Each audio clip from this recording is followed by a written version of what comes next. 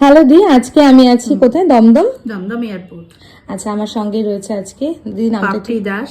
পাপড়ি দাস। আচ্ছা, তুমি একটু যদি বলো তোমার কিরকম লুক পছন্দ। অ্যাকচুয়ালি আমি চাইছি চুলটা খোলা, হুম আর মেকআপটা চাইছি সফটের মধ্যে, আর আইটা চাইছি একটু হেভিও না, আবার একদম সিম্পল নয়। সিম্পল নয়। আর লিপস্টিকটা ওটা তোমার ওপর ছাড়ছি, ওটা আচ্ছা, তুমি আমাকে যেরকম ভাবে দেবে আর কি, এরকম একটা লুক চাইছি। ক্যামেরায় খুব চুমু লাগছে, সামনে থেকেও সুন্দর লাগছে। দেখো, খুব সুন্দর লাগছে।